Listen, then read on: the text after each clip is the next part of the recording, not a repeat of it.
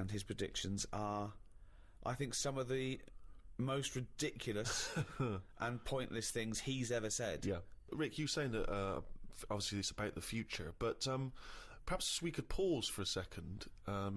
The audiobook considers the future, but we've obviously known Karl for much of this decade. When we first met him, obviously I don't think either of us anticipated that we would be where we are today. How do you see the change in Karl? How has he grown in your mind?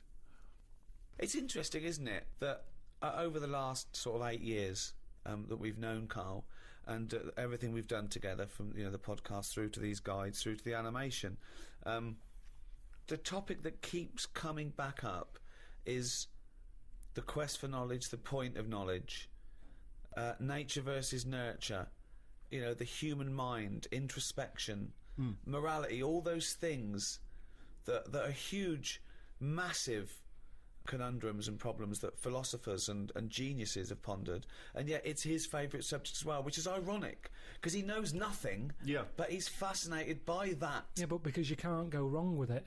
There's not a yes-no answer, is there? You can say what you want. What do you mean, though? Give me an example of a question we asked that you could be right whether you said yes or no. Well, the future stuff, the stuff we've talked about the future. Well, you can might be wrong, laugh at it. you just don't know it. Do you mean if someone says, is the Mona Lisa a good or a bad piece of art, it doesn't matter what you say because it's opinion? Do you mean subjectivism, or do you mean... No, because that's just taste anyway. Well, I think there has got to be some sort of objectivism within art, really. What do you mean? Well, an expert said this is a good bottle of wine, this is a bad bottle of wine. Yeah, but he probably knows the good bottle of wine from the bad bottle of wine. But I'm glad I'm not that person who likes the good wine, because it's just making their life difficult for them because they can't enjoy the cheap stuff. No, what it's like I watch MasterChef. Do they ever have beans on toast and be happy with it? No, but that's the different point. What I'm saying is, if you could... No, but a carpenter would know a good dovetail joint from a bad one, right? A doctor would know a good piece of stitching from a bad piece of stitching. So it might be the fact that because you deal with your taste buds and an aim, a paradigm of what excites them correctly, then you could tell a bottle that's turned within the last few hours, or a cheese that's not quite right. So it's a hindrance. But you might like bad wine. No, it's not that I like bad wine. It's just that I can't tell the difference. So it's easy for me. I can enjoy. I'll have a nice drink and go, yeah, I enjoyed that. An expert will go, a little bit off. Right. So his night's been ruined. Yes, but you have never said you enjoyed anything except munchies. So unless we're getting into munchy tasting... But I have had munchies where the chocolate's gone a little bit off. It's like it's been melted and frozen again. Right. And I go, I'm not happy with these. But that's because I've had a lot of munchies. Exactly! Yeah. Exactly! So you're something of a munchy connoisseur. Okay, and what did you thought? You opened them up, did you see the chocolate immediately? I saw that it was a little bit white. So you see, because you could have seen that immediately. To have someone had munchies before, they might go, that's all right. You go, whoa, I've seen a million munchies, and that one's slightly off. I don't know, I prefer to give it to someone and say, what do you think of that? What do you mean? Well, let them have it and see if they enjoy it. But you know it's an inferior munchie, why would you give that to someone else? Because they'll get more out of it than me. So what, you'd give someone an inferior munchie? Yes. Why? Because they don't know the difference. It's like we could give all our bad food to some starving country. But why would you do that? Why don't you give them good food? Because we need the good food. Because we've got sort of fancier taste buds than them. So you're saying there is a right and a wrong, and to good and bad food. So you could say there is good and bad food. So you've put an objective view on taste. That was my initial point. No, but that's my taste buds. Yeah. But so you've got to taste every bit of food we send to Africa and go, don't send that one. That's the good one. That munch is a little bit white. Send it off. What are you saying? I've already said what I'm saying. I said that at the end of the day, if you spoil yourself, you can't enjoy the simple things. So what, never have something that's too good because there's no going back? Have it as a special treat, but not every day. Right. The chefs on MasterChef, they're not enjoying a meal.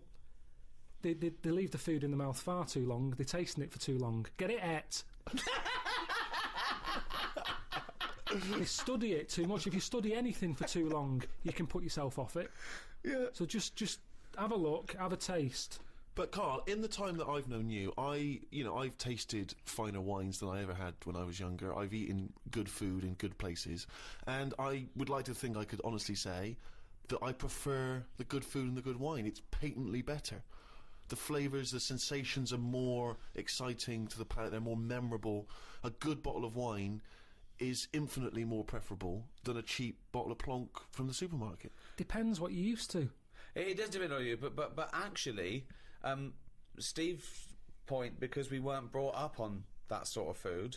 I mean, I didn't go to a restaurant till I was 14. My older brother took us, and I think it was the first time my mum had been in a restaurant, right? And I've still got my quite simple plebeian sort of taste. I mean, I do love mature cheddar on beans on toast. You can't beat it. So it's harder for us to get over that. But someone who's only ever been given the best food, I mean, I don't know what they'd think of a bad meal. But I mean, I come from a family where, you know, my father's rule with food tends to be more that, you know, it's all about quantity, not quality. You know, the more food you have on your plate, it's better. So when I was growing up, the height of sophistication in any restaurant was the mixed grill. Because the mixed grill was a number of meats, lightly grilled, seemingly with nothing else. Whatever meat you have out there, grill it, bring it out. And that was considered great and exciting because, you know, we didn't have all kinds of meats in our house every day, so that was something of a treat. But if I look back to those mixed grills, which at the time I enjoyed enormously, you know, they're not going to compare with eating, you know, the Fat Duck or a Gordon Ramsay restaurant, you know. But then I think that's going it too far. I don't want it to be P.T. Barnum. I do want it to be good food that I enjoy and, you know, excite my taste buds and leave me full, dare I say it. But I don't need to do things that taste different in your nose and your eyes than it did on your tongue and your throat. Yeah, but that's because you don't enjoy the sort of theatre of I food, don't enjoy the theatre, you know? No, that's true. That's a kind true. of almost like a theatrical Yes, experience. exactly, yeah. And I suppose that, I think when you go into it, you've got to know that it is actually something else. It isn't just a dining experience, it is something else. Yeah, but I don't go out for that. If I go out for food, it's because I'm hungry. I don't want the chef cooking at the table. Don't want to see it. It's a night out. Why am I sat in the kitchen? You like to come and sit in the kitchen, have your meal, so you can see it cook? No. Where's it going to stop? Oh, let's see him wash up the plates after. It's mental. I think chef's table is a bit weird. That's a bit intense. The table in the kitchen where you see everything. No, because again, all the if you're a clattering fan- and the noise and him shouting Exactly, at people. that's like being in the old small flat I had. Yeah. I want to get away from the kitchen, but I couldn't because it was next to the telly. Also, if I look at a kitchen, I have to turn away in case they wipe their nose or I see a bit of sweat drip into the souffle. I mustn't look into a kitchen for too long because I will see something I don't like. Yeah. I will see someone not wash their hands enough, or anything can put me off. Yeah. Well, that was some bonus drivel there. Tremendous drivel. Let's have a clip from the actual audiobook, The Ricky Gervais Guide to the Future. Well, there you go. The Ricky Gervais Guide to the Future. Well, we hope you enjoy the future, whatever it holds for you. We do. Yeah. Goodbye from me, Ricky Gervais, Stephen Merchant. Yeah. And a man, I use the term loosely, who hasn't changed and probably never will. Carl Pilkington. Right. Hello, and welcome to this free podcast to hopefully make you aware of the forthcoming audiobook, The Ricky Gervais Guide to the Human Body. I think we covered everything. Yeah, it's pretty in-depth, this one. Yeah, usually I areas put a covered. warning on some of these. They shouldn't be used as part of a thesis. But I'm pretty confident that this probably could help you pass a medical degree or biology degree. Yes. If you were to listen to this, I'd say 3 or 4 times, you probably are. We're certainly halfway to being a doctor. Halfway in the sense, on the way to the surgery.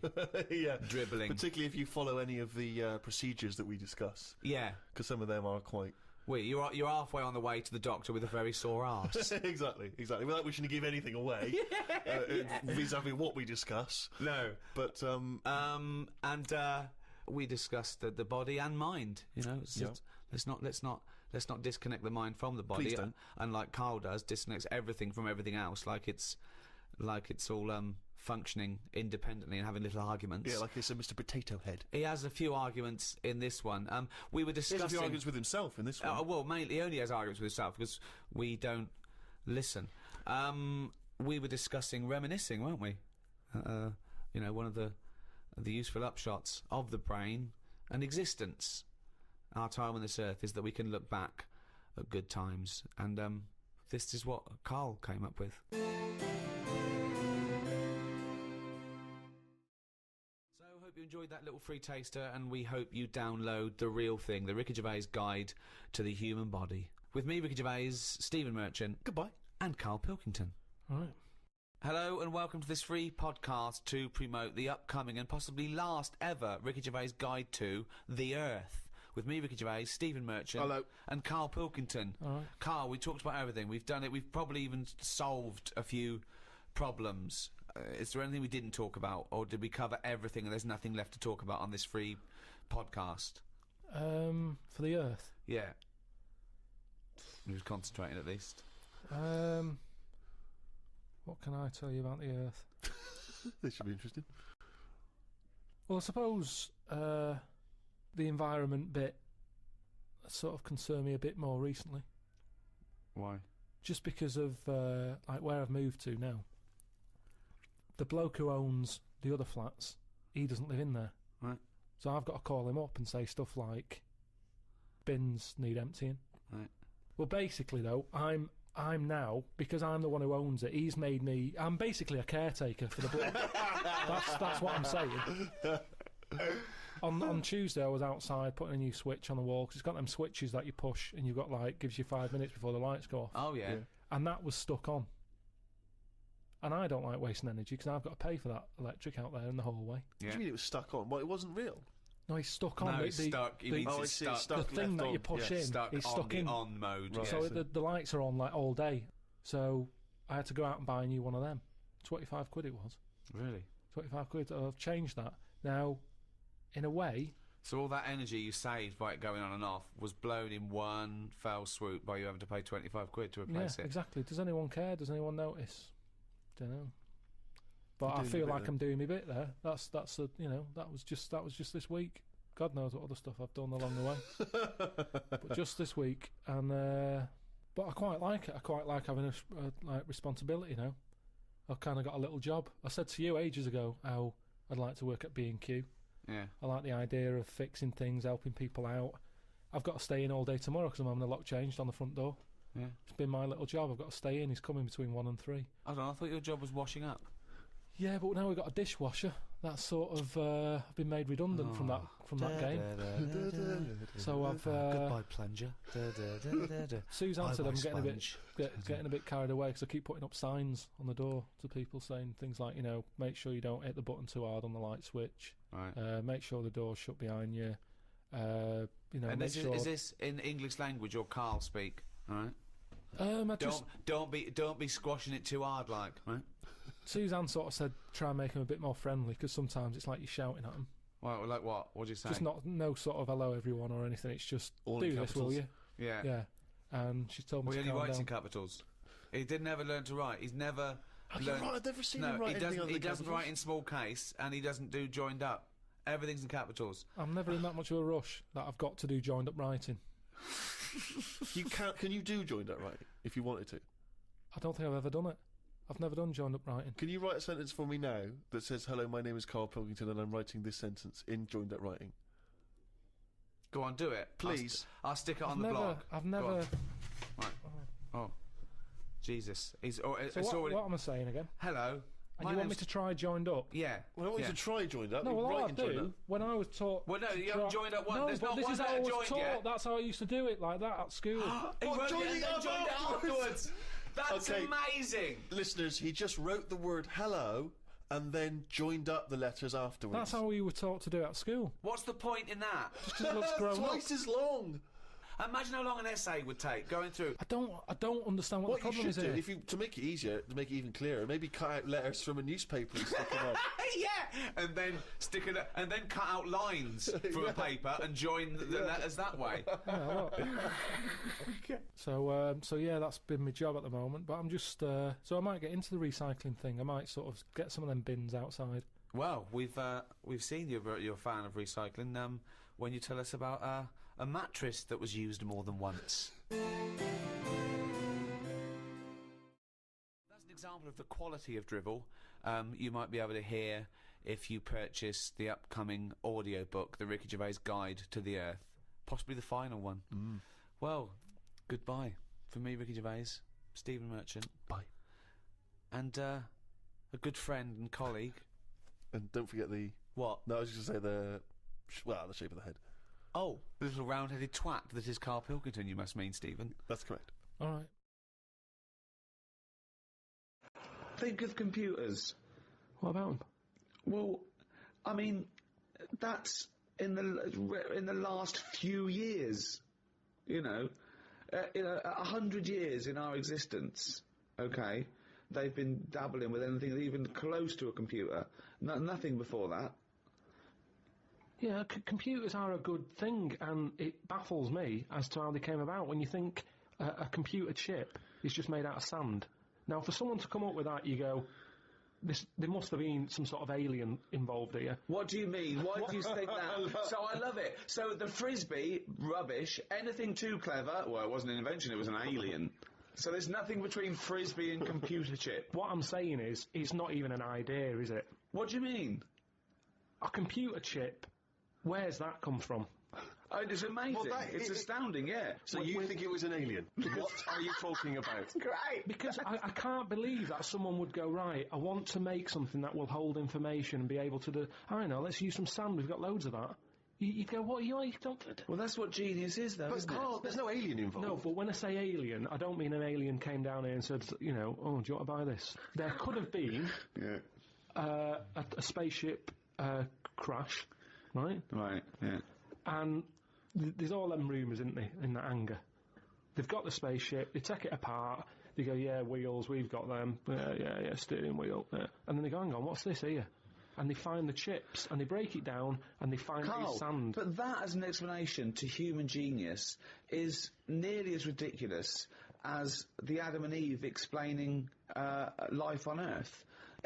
How could you tell that to someone without going red? I mean, I always worry about that, where people who believe in Adam and Eve, don't they wish there was a slightly better explanation? With all the evidence we've got, do you know what I mean? With all the evidence for evolution, that they think the Earth is 5,000 years old, and God made Adam out of some dust, and then he went, oh, I need a bird. It's all right, I'll make it out of your rib. Yeah, right? But there's loads of things that you go, oh, this is a bit embarrassing. I bet Charles Darwin, when he said we've all come from apes, I bet he sat at home going, should have told him about the Frisbee first. But the fact that sand makes computer chips is not the interesting thing. The interesting thing is how the human being discovered that, what am I talking about, sand makes computer chips, that silicon can have information put on it. But we're made out of oxygen, nitrogen, carbon, do you know what I mean? And hydrogen. But that's nature. You see, nature is amazing. You can't beat nature. Right? No. It comes up with some amazing things. Yeah, but man is nature. Don't forget that we're an animal. We're a brilliant ape. Now, it's clear to any sensible, reasonable, educated person that we did evolve from apes, or rather, we had a common ancestry, and that we're closest to the chimpanzee. We're actually 98.6% genetically identical to a chimpanzee, Carl. We're closer to a chimp than a chimp is to a gorilla. Genetically speaking. I just find that hard to believe when you. Well, I'm telling you, it's true. So what are you finding hard to believe? Well, your eyes, your own eyes, are what sort of comes up with a lot of thoughts. No. One's eyes don't come up with thoughts. No, Two, but what I'm saying is, what you mean is through your own eyes, you look at things and make up your own decisions. So if there was no Darwin or anything, and I was sat somewhere and someone said, right, we're going to bring a few animals in. One of them's related. Right. They're all related.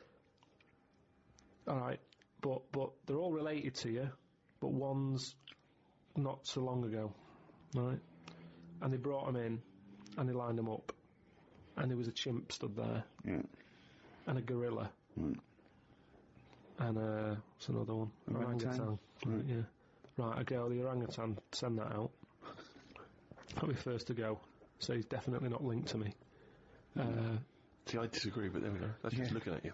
So the hair colouring, there's none of that in our family. Well, there's no hair. Go. I like the fact that it loses out because it's ginger. So that's gone. Right, so I'm left with a gorilla and a chimp. Yeah. I would go for the gorilla. Well, it's a good guess, Humanness. but you'd be wrong. So we are much closer to the chimpanzee, okay? 98.6% genetically identical. Think of that. We only differ on 1.4% of Well, our genetic makeup. that must be the arse.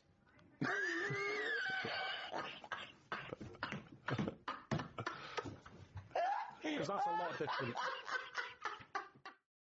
Told Suzanne that I had read that we will have spoken to aliens by the year 2025. Ricky once told me that if a lion could speak English, it still couldn't have a good chat with us because its life is different to ours.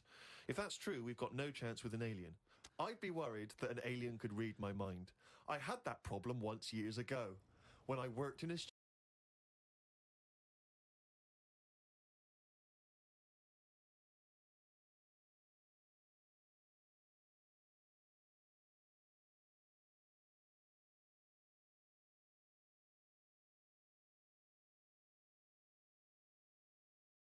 Now on Radio 4, guess what Carl's fed up with this week in Carl Pilkington's Sick of It, narrated by Elizabeth Conboy.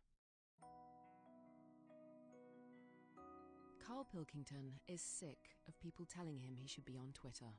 I think in years to come we'll look back on it and go, what was all that about? They're sort of obsessed, aren't they, about having mates, all this online stuff, the Twitter stuff. That's not mates. They're not mates.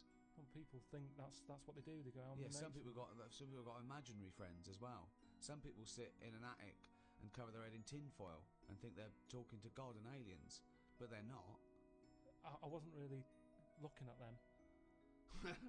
So Carl has decided to put Twitter to the test. Yeah. Who are you looking for? By the power of tweets, he's going to see if he can become proper friends with the site's best-known user, Stephen Fry. Stephen Fry. The reason I'd like Stephen Fry as a mate is because he's brainy, and I haven't got a brainy mate. But can Carl really become friends with Stephen through Twitter? If I can't make a proper mate out of Twitter, then it's all pointless.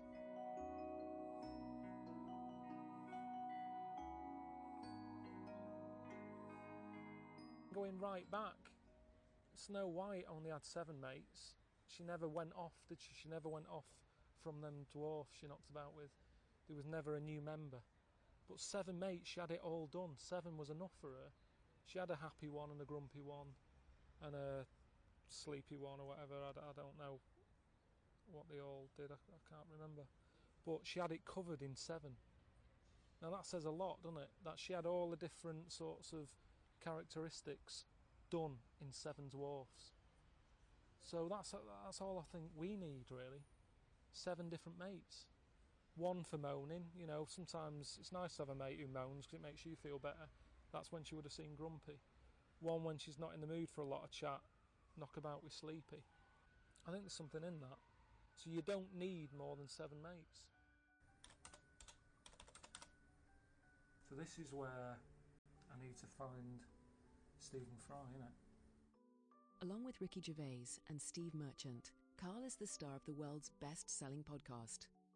But despite his success on the internet, he has never joined a social networking site like Facebook or Twitter. To track down Stephen Fry, he'll have to.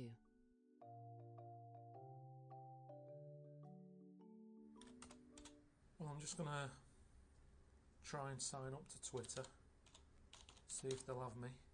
I don't know if there's any sort of, questionnaire, if it's like joining the army, or if they'll just have, if they'll have anyone. This connection's not very fast. Carl Pilkington. I think it would actually be quicker to just go out and meet some people than use this computer.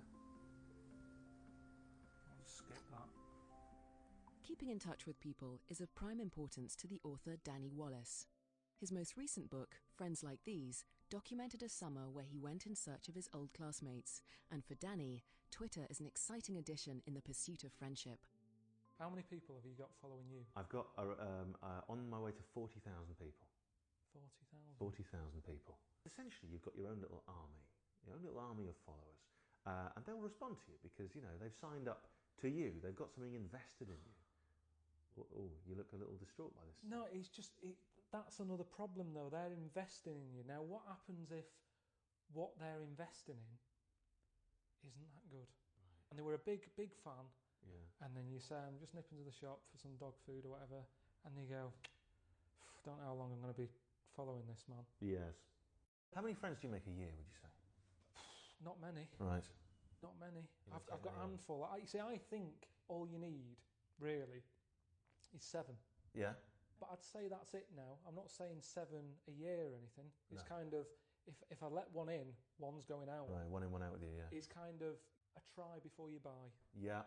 Whereas Twitter is very much eBay. I want it. Well, you haven't seen it yet. Yeah, yeah. Yeah, it doesn't matter. Here's my money. Right. Well, don't complain when it turns up and that sofa's got a little stain on it.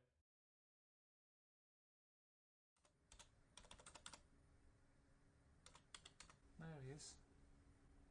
Stephen Fry, British actor, writer, Lord of the Dance, Prince of Swimwear and blogger. Click on his face. He's got 726,000 followers now. That's a lot, innit?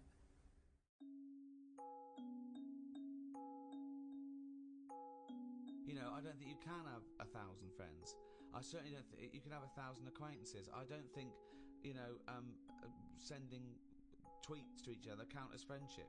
Amongst Carl's friends is the star of hit TV show The Office, Ricky Gervais.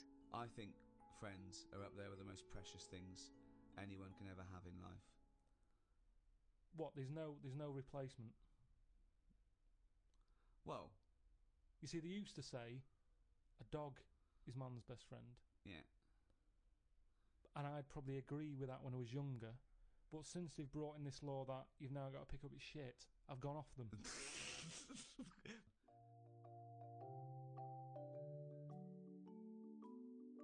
You know, I say I've got 7 mates like Snow White has, but I've kind of got, you know, 2 or 3 dopies. Like, it'd be good to sort of bring Stephen into the mix to sort of, you know, bring something new to me. I don't know what's happening here. Oh, hoping no tobacco aftershave this birthday though. Right, it's his birthday. By sheer coincidence, the day Carl has joined Twitter to try and become a real friend of Stephen Fry has turned out to be Stephen's birthday. Well, I've got to think about what I want to say, because you can't be too familiar, can you? See, this is where in real life you can slowly get to know someone. But now, if I've got to send him a message, it's got to be something worthwhile, hasn't it? I know it's his birthday, but I don't just want to say happy birthday, because he'll have loads of them.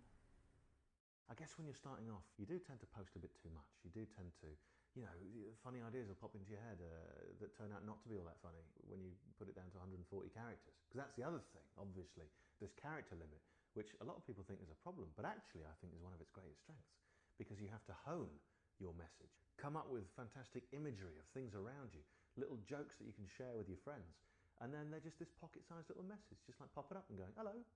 What about if I find out other people's birthdays today? You might like that. Jean-Michel Jarre.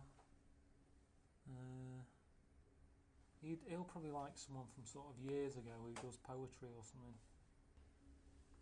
Steve Guttenberg. It's his birthday today. We all know him. Yasser Arafat. It's a bit heavy though, isn't it? Steve Guttenberg's a good one, because everybody likes Jaws. Wasn't he in Jaws? Oh no, he was in Police Academy, wasn't he? I reckon that's a good opening gambit. If I just say Through the happy birthday. keyboard. It's funny, it's In a birthday comments. today. It's Steve Guttenberg's as well. They just attacking me and say, Well, Trying to get older, especially I sort of feel me. the same way I did when I was younger. And so I took. I joined Dennis the Menace fan club. Loads of kids wanted to be part of the Dennis the Menace fan club, in the same way that loads of people are following Stephen Fry on Twitter. But all the kids were disappointed at school. You know, you'd go in and say, "Has Dennis wrote to you?" Nah.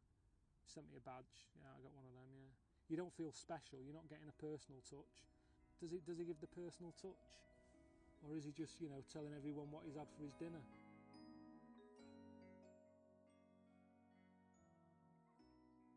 In an effort to understand more about what makes a good tweet, Carl goes to visit the author David Baddiel.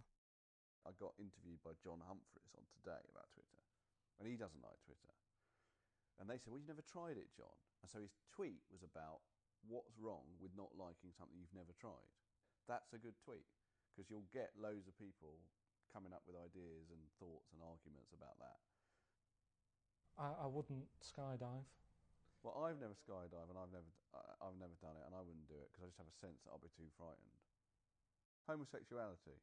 Go on. Well, I know I'm not gay, even though I've never tried it. Now, you could argue, well, if you tried it, you would find out, but I am... I reckon you'd probably find it all right. Do you think? It's like all that weird stuff that people get up to, you know, like having it away with a dead body or whatever. Yeah. Now, I never think about that, but I imagine that if you think about it a lot, you can convince yourself to do it, and then you'll go, actually, it's all right.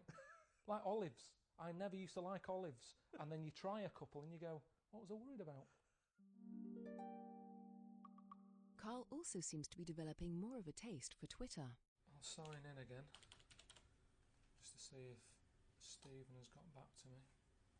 So I sent the message saying Steve Guttenberg has a birthday on that day. Then he's going on about, I'm in a Greek restaurant in Midtown Manhattan. Very scrummy. See, what I don't get is, I mean, all this, it's clear now that he's not in his house. He could get his house robbed, because everyone knows he's in New York. I wouldn't tell anyone anything. He said, I'm not doing this. They don't need to know. So basically then, he hasn't got back to me. These are just all group messages. Having so far failed to make friends with Stephen Fry, Carl decides to find out who else he might be able to chum up with on Twitter. There's a lot of people on there that you'd expect, but then one that I sort of came across and I thought, what's he doing on there? What's he doing on Twitter? Alan Bennett. Alan Bennett on Twitter. I mean, he must be what? He must be in his 70s. Surely he's got enough friends, you know, true friends that he's known along the years. He doesn't need any new ones. I didn't think, you know, he'd have time in his life for, you know, talking to numbnuts all over the place. If you went to a load of train spotters and said, there are no more trains, but you can still meet up here every Tuesday and chat, they'd be happy with that. Because really, they're finding each other. It's all about sort of companionship or knowing you're part of the world. Ricky Gervais is responding to Carl's suggestion that life will be better with no friends at all. You're in a hut in the Outer Hebrides. I don't know, how is that being alive, really? If there's absolutely no interaction between you and the rest of the world, and I mean on a personal level, I mean with another human being. Yeah, but you're making it... I'm not talking about living on a hill and being able to walk about in just my underpants because no one's ever going to see me. Yeah. I'm talking about... Why have your underpants on? Well, there could be something. I'm just saying someone could pass and go, hello, and then the first thing they see is me walking around with my tackle out. I just don't think it's... But who are there's they no gonna tell? problem wearing underpants. They're comfy pants. The ones I get are very, you know, they're never a problem. You're not a fan of nudists, are you? I don't See, like they meet it. up. They make friends. Other nudists, they go along and they go, look, we're all in the same boat here. None of us like clothes. Well, they say that, but then they're wearing a hat, or they've got a rucksack on, or flip-flops. Yeah, exactly. It's just the pants they don't like. That's the only bit. They're not nudists, they're pant haters. They're quite happy, they've got a beard. That's like wearing clothes to me. That's a balaclava. Have a shave. And down there. I'd rather have no mates than a bloke who goes, I've seen an Intercity 128 today. Not interested. Leave me alone. And maybe I'll look back on this little venture, you know, I'll look back in years to come and think, why did I want Stephen as a mate? What was I thinking? Just in the same way in King Kong, where that woman, you know, knocks about with the ape and the ape thinks he's going to get off with a woman. It's like, it's never going to happen. Forget it. Maybe that's what it's like with Stephen. I don't know which one's the ape. Basically, the you know, long and short of it is, he still hasn't got back to me. And we're on day 3 now. Danny Wallace is keen to help Carl become friends with Stephen Fry through Twitter. But what are you going to do about Stephen Fry then? I mean, so He's not even acknowledging me. I think to get his attention, what perhaps you should do is say something funny, or come up with something interesting that's like a gift to him. Well, I told him the other day, it was his birthday the other day, I said, you share it with Steve Guttenberg. Okay. Nothing. Right, okay. Nothing back. Or, you know, you sort of along those lines maybe, but maybe less Gutenberg-based.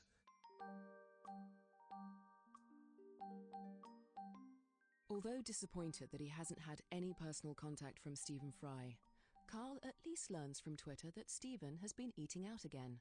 This time with a film director who Carl hasn't heard of. Fred Schweppes. So I'll just say, which Fred Schweppes film would you recommend? Oops, it's capitals. That's shouting, isn't it, if you write in capitals? That's probably what I'll be doing by the end of the week.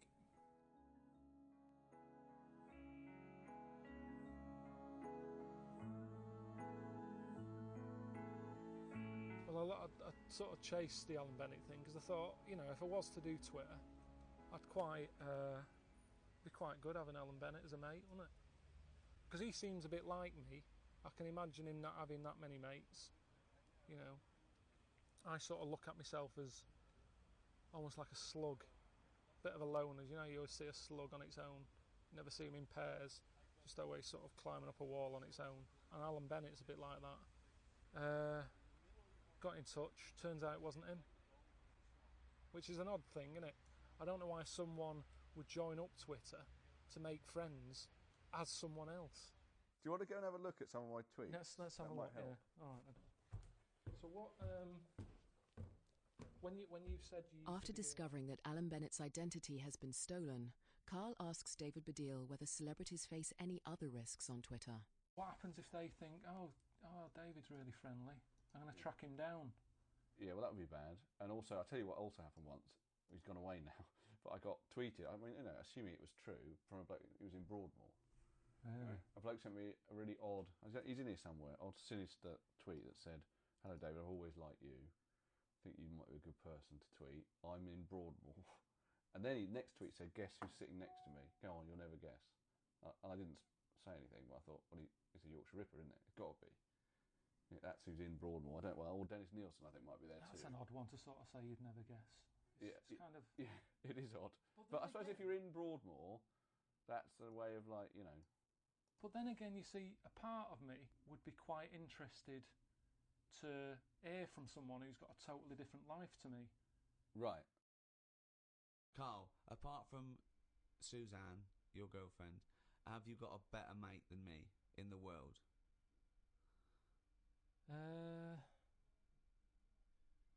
Well, I've got like my mate from school, the one mate I keep in touch with, and I use him as like almost like a memory stick. Do you remember Mark Royal from school? Yeah. This is what he looks like now. That isn't Mark Royal. Laurie Peters is the only friend Carl is still in contact with from school. So everyone's going to see that who haven't seen him for a while and think that's him. And has Mark Royal said anything to you about that? Has he seen that? Yeah, he's not that happy about it. Carl is hoping Laurie can shed some more light on the appeal of Twitter. Well, wouldn't your mum like to know if she was on Twitter and you was on Twitter and she got alerted to your every, you know, your little quips that happen in the day? I speak to my mum and dad like every day. Not for long, for like, might be 5 minutes, and it's normally, what have you been up to? And they've been playing cards, and they'll say, oh, your Auntie Nora's fell over again. Right, that's kind of the general chat. And I don't like going over what I've been up to, because I've been through it. If anything, it would do my head in, because I'd realise how dull my life is. But excitement isn't far away. The case of fake identity takes another twist as Carl learns unexpected news about the Twitterer who's been posing as Alan Bennett. I think I was thinking Alan Bennett drinks a lot of tea and there's a lot of caffeine in it, isn't there? So I was thinking that maybe Alan's up all night, teed out. I just thought there's a reason why he's putting all these messages at 4 and 5 a.m. in the morning. But the reason was, it's not Alan in London, it's Michael in Sydney. I don't know what he's playing at. All right, so your question... it's all about Stephen Fry. Looking for Stephen Fry, you've said, and then on August the 24th, you said, "Happy birthday to my first ever tweet to Stephen Fry. I think you may share the same birthday as Steve Guttenberg, brackets, Police Academy." Why did you put "I think"?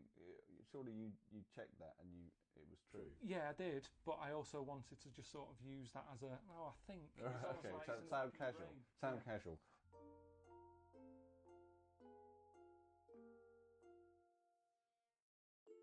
It's over a week now since Carl set out to test Twitter by seeing if he could become real friends with Stephen Fry. But he hasn't received as much as a hello. I keep being nice to him, but eventually I will get annoyed. However, Carl has managed to track down the Australian Alan Bennett impersonator. I signed on as myself, and then I thought, well, I haven't got anything to say, and I just thought it would be really funny if somebody like Alan Bennett was doing Twitter, because he's got so much to say, and I thought most of the people on Twitter don't have anything to say at all. Do they think you are Alan? I think quite a few have been sceptical and saying, well, if you are the real Alan, well, hello, it's nice to hear from you, but there's already been a few people saying, I can't believe Alan Bennett is on Twitter doing tweets every day. Yeah. So, yeah, I think they're kind of sceptical too. So what do you sort of, get out of it? Being from Yorkshire originally, I like it almost as a way of keeping in touch with my roots, and I did something about talking about mashing the tea, because I occasionally hear these phrases which you don't hear anymore in common speech, and I just heard somebody say, "Oh, the tea's mashed," and I thought that's something people don't say these days. He was a bit upset about it. Can you understand why he'd feel that way, or? I could understand that, yeah. I'm sorry if he is upset. I think it's such a low-key thing that just a few hundred people have been following me. I don't want to upset Alan because I'm a big fan of his. Maybe I'll stop.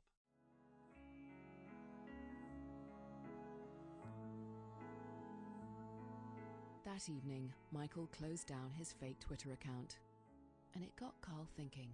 It was just a bit of escapism for him, wasn't it? He's probably fed up of being Michael in the same way that I have days when I get sick of being Carl, and I think, what would it, be like to be someone else? Because that's how I used to use CB. When I was younger, I had the CB radio. Yeah, 19, anyone out there out of trash, you got a copy? There was a woman who was on there known as Sexy Lady, and for ages I spoke to her thinking, oh yeah, I'm on it, Turns out it was Linda Evans from, 3 doors down. Yeah, she old Red Devil, eh? Believe me, she was far from, a sexy lady. I mean, there was a few giveaways. Now and again you could hear her eating when she was talking to me, but, for quite a while I was quite happy with myself, thinking, oh, I'm keeping a sexy lady interested. Try and catch you later on, gone, bye. It's now a fortnight since Carl laid down his challenge to Twitter to prove its worth by helping him become friends with Stephen Fry. So nothing's changed, really. Appearing to be no closer to making contact with Stephen, Carl considers a new plan of attack. I've been thinking that, the only reason I spoke to Michael is because I thought it was Alan Bennett. And, when I spoke to Sexy Lady on the CB radio when I was a kid, I was only talking to her because I thought she was a sexy lady. She wasn't sexy, he wasn't Alan Bennett, but the thing is it worked. So I'm thinking, why don't I, pretend to be someone else that Stephen would be interested in?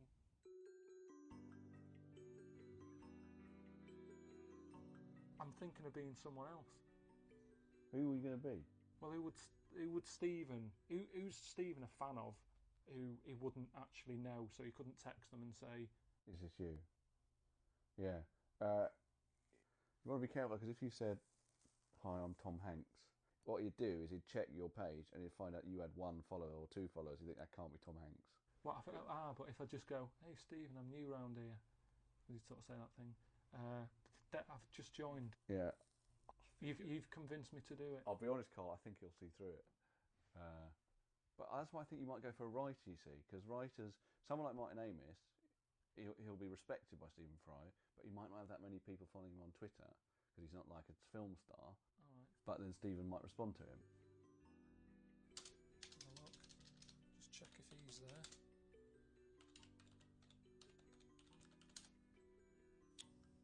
No, he already exists. There is already a Martin Amis on Twitter, and Carl is getting frustrated. All a bit of a waste of time, really, wasn't it? But just as Carl begins to contemplate giving up on Stephen Fry and Twitter, along comes a flash of inspiration. Got it. Got a great idea. Someone who I know that he likes. I've heard him talk about him on the telly. I know he hasn't got a Twitter account. Alan Bennett, innit? Alan Bennett. I could just say something like, alright Stephen, it's Alan here. Are you into mashing tea? Something like that. That'll probably get his attention. All that's left for Carl now is a nervous wait and a chance to reflect. Maybe it's my fault, really, when I think about it, that I don't have that many mates, because it's like I can't sort of put up with people. Even when I was younger, I didn't have mates round and that, just because my dad worked nights, and so it was like you can't bring people round because you wake your dad up.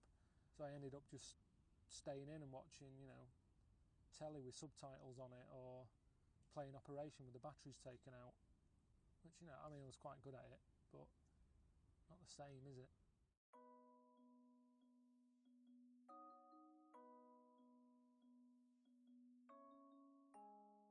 Finally, a month after setting Twitter the challenge of helping him become friends with Stephen Fry, Carl gave up. I kind of thought maybe he was too busy or something, but I look at his page now, and he's out eating again. It's a bit annoying. I'm going to call him Stephen Fry up from now on. Carl never did receive a personal reply, either as himself or as Alan Bennett. So Carl closed down both accounts. I still think my theory about Snow White only having 7 mates and all that, I still think I'll stick to that rule. It's just a shame I couldn't have got Stephen as a mate, because it would have meant, I could have got rid of one of my more annoying friends. You didn't let me come round to your house, so one day I had to follow you. And then you saw me and you started to walk quicker, so I walked quicker. You started to run, so I ran. So soon now, you're being chased through the streets of Soho at quite high speed by the fat bloke from the office. In the same way that Snow White had all the different little dwarfs and all that. Yeah. I But they kind of are think friends, though. she knocked about with them a lot. Yeah, I suppose they were her friends. Yeah. Yeah, I think it's questionable. Yeah, having that many dwarf friends, Yeah, it's a bit... what's going on there? Positive discrimination, fair enough. But I think she should have widened it a bit. People were looking, we were both sweating. It was weird, but I need to know where you lived, because that's what friends are for. I need to know where my friends are. But I don't remember Dionne Warwick singing that when I was younger. I think maybe Twitter isn't for you, and also, I think maybe society isn't. But you'll be sad when your friends die, won't you? You'll miss them, won't you? Because you used to have a laugh with them. Yeah, but then you get another one, and that was like a chapter. It's like, Brilliant. We've been through loads of cats. It's the same thing. Well, it's not really, is it? It is the same. A lifelong friend. There's nothing quite like it, is there? A lifelong. Well, I haven't got one. No, but what I mean is, if we continue being friends, yeah, and then for the next 40 years, yeah, and I die, you'll go, oh, I'm a little friend now. He used to come round and squeeze me head with his arthritis. Oh God, he used to squeeze so hard his colostomy bag would just splatter all over our bourbons. And what was your question again? Would you miss me? Carl Pilkington's Sick of It was narrated by Elizabeth Conboy, and it was written and produced by Steve Bolton.